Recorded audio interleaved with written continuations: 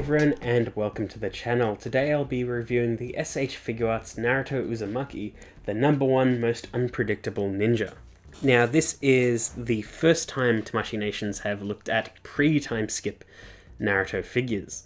Now last year they did a bunch of Shippuden figures, a lot of them being sort of 2.0 molds and some of them being first time figures like the Sakura Haruno, but this year they're sort of doing a wider spread of characters, and that's pretty much the Naruto and Sasuke pre-time skip figures. But that being said, they are also revisiting some figures or making other figures compatible with pre-time skip, like the new Orochimaru coming out. It will work with sort of Shippuden displays, but also work with pre-time skip displays, especially because it comes with an alternate face for young Sasuke. So they're sort of covering all bases, and they're sort of retroactively doing old and new designs to sort of catch up and cover the ground that they couldn't cover before, where you see something like Dragon Ball and they've got pretty much every base covered, so much so that they're going back in the franchise and doing all the niche stuff now, whereas Naruto sort of needs to play catch up. And that's what we're looking at today. We're looking at the first of the pre-time skip figures, which is Kid Naruto. Now his box design is very similar to the other recent Naruto S.H.Figuarts. I don't know about the older Naruto Figuarts, but as far as the newer line that they released last year is concerned, this fits that same sort of mold. And it fits most of the other S.H.Figuarts molds as well. It's just a bit of an aesthetic change. So there's the main window on the front, the figure, a bunch of characters, which I can only imagine is spelling out Naruto's name. There's a promo image on the side. Turning it around, you get a full body shot of Naruto as well as his name. On the back, a bunch of promo images showcasing his faces, his posability, and his accessories. And on the other end, we get a close-up of him as well as his name written in Japanese. And on the bottom is another close-up shot, but his name written in English. And opening the box on the side completes the main promo image, as well as shows that full body shot from before. And taking him out of the box, you can see what we're in for. He's got 5 faces, 1 Rasengan, 1 kunai, 5 pairs of hands, as well as 3 individual hands for different things. So he's a pretty heavily accessorized figure, and quite similar to the Shippuden Naruto that released last year. He's fairly inexpensive, but comes packed with a lot. And that comes to, he is the main character, so they want to make the start of the line as cheap as possible, but also being Naruto himself, they sort of encourage and expect you to buy multiple of him to do shadow clones and whatnot. So it is clever, a little bit sneaky, but I'm okay with it, especially since I only really want one right now, and I don't like that I finished that sentence with right now. But if you are just buying a single one, it's inexpensive and pretty damn cool. So taken out of the box, here is Naruto just stood up, and he looks fantastic. As you can see, he's got the very bold and bright orange of the pre-time skip design.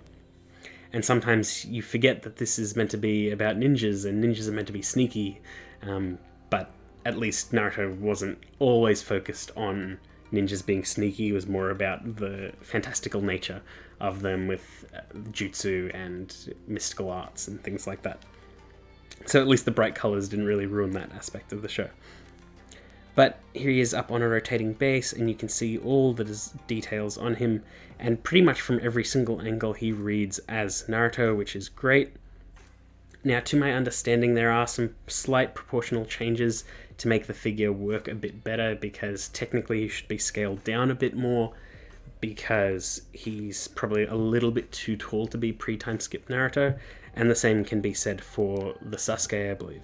I don't really find an issue with it, and he scales well enough with other figures, and it's not like you're going to have child Naruto and adult Naruto in the same actual display posing, doing a realistic pose together, because there's no way they could exist at the same time. You'd only have them next to each other to make a cool display piece. But all of the details on this figure are fantastic. Again, with a lot of the modern S.H.Figuarts, not a huge amount of paint, but there is enough to work, really. So his headband is painted, the faces are all nicely detailed, the zipper detail on his jacket is painted up. The weird little charm on his left arm, I don't really know what it is. That's painted. The leg band on his right leg is painted, his toes are painted, and everything is color matched fairly well. Didn't really notice any problems at all. Before we go any deeper in the review, I'll do a quick size comparison. So here's Kid Naruto against Kid Sasuke. You can see the Kid Sasuke is a bit taller. I do have my own issues with his proportions, but we'll get into that on his review. Here he is next to Shippuden Naruto, and you can see Shippuden Naruto stands about like a head or a head and a half taller than him. Kid Naruto's head is a bit like bigger than Shippuden Naruto, but I guess that's where the proportional change came in, but I'm fine with it. And here he is next to Kakashi, and thankfully Kakashi is taller than all of them and really comes off as an adult. Again, Naruto's face is a bit bigger than Kakashi, but it still works. So we'll jump straight into articulation now. So Naruto has a ball joint at the head. It feels free, but because of the collar and the way the head is structured, you can't get that much out of it, but it's sort of enough to get the figure going. His arms can move out to the side this far, which is pretty good without any further rotation.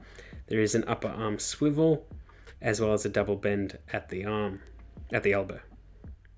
There is a ball hinge at the wrist,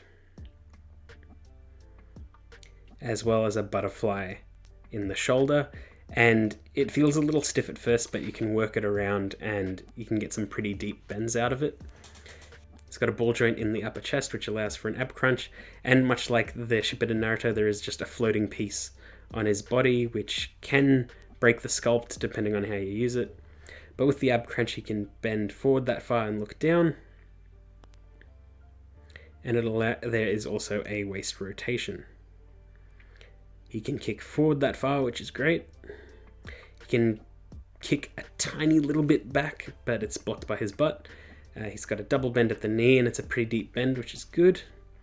There's a swivel at the upper leg, as well as a ball joint right at the heel, and a hinge at the heel as well, and a deep toe bend. Now, one of the problems is his arms don't lie flat to his body, so they're always sort of just out at an angle, almost like his body's pointing as an arrow. A little bit annoying. It doesn't really ruin it at all, but for like very static poses, it feels just a little bit weird.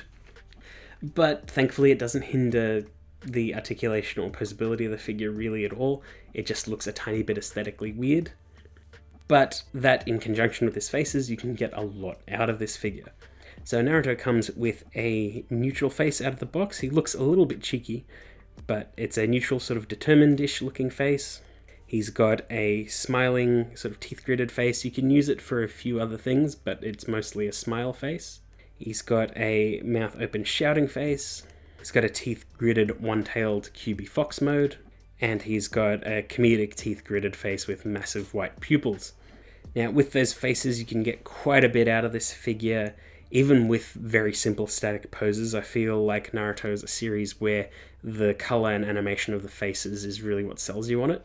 And that's sort of what I believe the design philosophy is behind a lot of the modern S.H.Figuarts for Naruto. And the posability also speaks for itself. You can get some deep bends. The weight distribution on the figure is quite good, so he can actually stand on his tippy toes without much issue, which is pretty damn cool. Nothing really feels too loose on the figure, so he can hold most poses without issue at all.